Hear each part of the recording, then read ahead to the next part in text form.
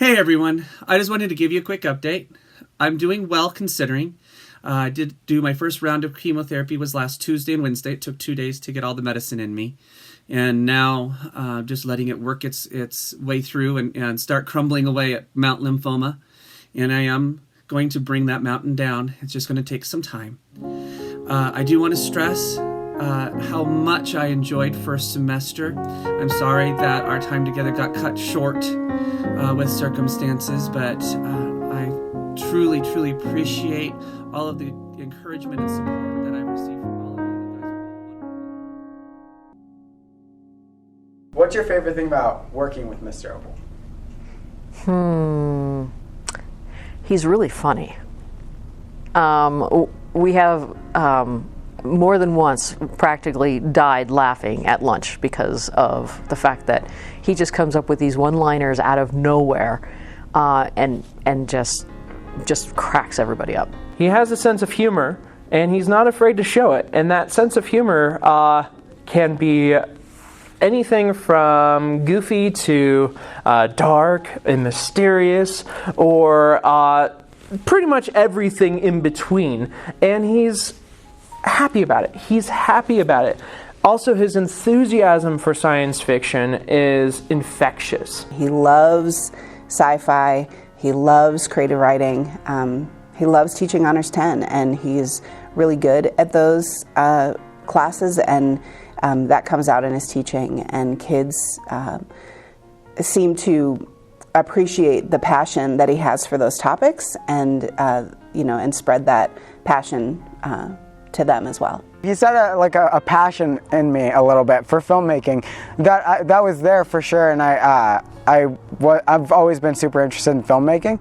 But if it wasn't for Mr. Opal and his class, I probably wouldn't have made a film like A Fistful of Lasers that I did learn a lot from. I learned a lot about editing. I was able to learn a lot about Adobe After Effects, and so everything that I was able to take away from that film was because of Mr. Opal. Pastor, you should probably leave for this.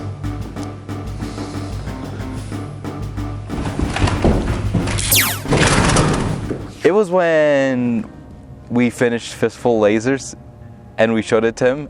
I don't know, just a combination of all the hard work and just like finally showing our final product to him.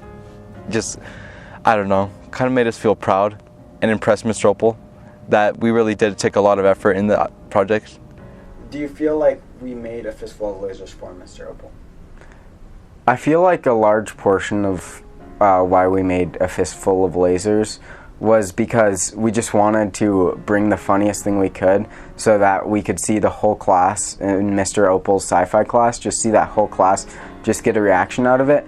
And just so that we could make the whole class laugh, because there were inside jokes in there that only that class would understand and that only Mr. Opal would understand.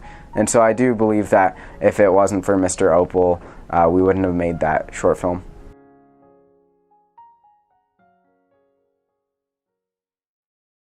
When I was first called in October,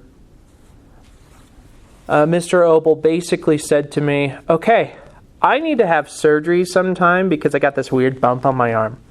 And I said, a weird bump? And he's like, yeah, a weird bump. It's just like right here, you know? You want to feel it? I'm like, no.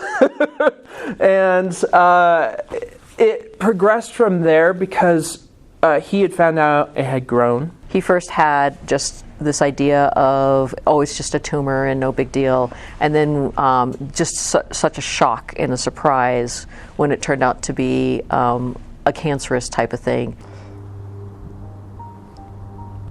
I mean, I remember finding out that Mr. Opal had cancer was one of the most devastating things that has happened to me in a while. I remember it was a lunch, and I was just walking to go to probably like Burger King or something with Kenny, and we were just walking down the hall, and all of a sudden Mr. Phelan walks up to us. He's coming this way, we're coming this way, and we meet up with each other, and Mr. Phelan he told us that Mr. Opal had cancer, and it hit me like a brick, and it was tough to deal with, but I knew that whatever I was dealing with, I knew that it was 10 times worse for Mr. Opal. Basically, I felt this overwhelming wave and then of non-confidence in myself, and then I realized, what is he going through? He is going through this moment where it's life-changing. You have cancer now. I didn't really know how to react. It was just one of those things where you think it can't be real. Like one of the best teachers out there, and you just find out that he's come down with cancer, and I didn't know how to react. I didn't know what to say. So I just talked to him about it and had a discussion with him, and you really have to like hold back those tears because it's something that it's really hard to deal with, and you just know that it's not going to be the same in the classroom. And then you just have this idea that you want Mr. Opal to get better, and you're just hoping that he's able to get better from this chemotherapy. I felt some responsibility at some level because he's my very good friend. And yes, we've worked together for a very long time, but we're also really good friends. So just all the emotions that come with when somebody who you're very close to has that happen. It's hard to put words to exactly what those emotions were. I was really sad. I was more affected than I thought because I see this many times that Mr. Opal is just one of my favorite teachers, like ever. To see what he's going through right now, it really does suck.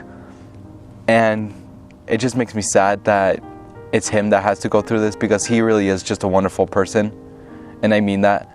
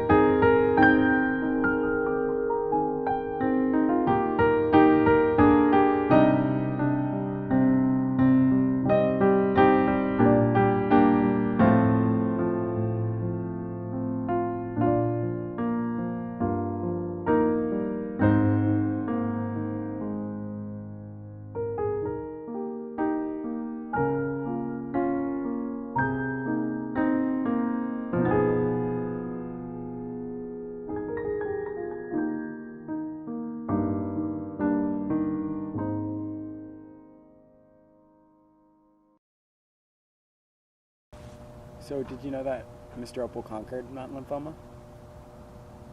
Really? He's done with the cancer. Like, the cancer's gone. I don't know how to phrase this like that. Gosh. I don't. I legit don't know what to say. It's like the first time. I'm very happy about that, honestly, because that's just a wonderful feeling. I don't know what to say. I went and met with my oncology team and was told that the tumor has now gone, or the lymph node has now gone down to 4 millimeters. And anything under 10 millimeters is considered normal. So it appears that Mount Lymphoma has crumbled. She actually did say that it appears that I am cancer-free. I do look forward to when I get to come back, and that light is starting to shimmer. When it comes time, it will be a little bit of a transition, letting Mr. Phelan slip out and me slip back in as seamlessly as we can. Probably wouldn't be starting back full-time immediately. I am coming off of chemotherapy after all. But once my doctor gives me the all clear and says that I'm ready and I am healthy, I am going to be back. So Mount Lymphoma is coming to its knees. We are breaking it, destroying it, and you guys have helped so much in that, so thank you.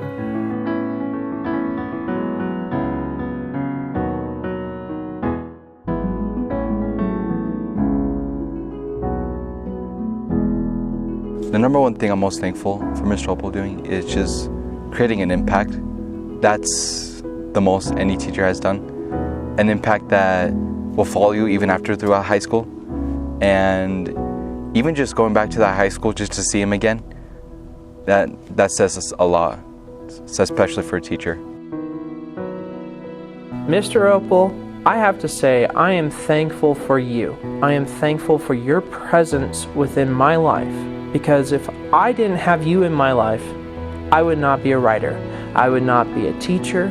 I would not have the love and joy of science fiction that you helped cultivate. And I have to thank you for that. Mr. Opal, I'm so thankful for you. I'm thankful for just creating such an impact on your students, for just creating this joy in your classroom that it's unlike any other teacher, and I'm so thankful for you. I'm really thankful for all that you bring to the school. I am thankful for the work that we have done together in the programs we've built, and the incredible colleague and friend that you are to me. Mr. Opal, I'm thankful for everything that you've done for me, everything you've taught me, everything in sci-fi that you did for me, everything that you've been great about in every class that I've ever taken with you, and that I can look back on and say that I'm so thankful for everything that you've done.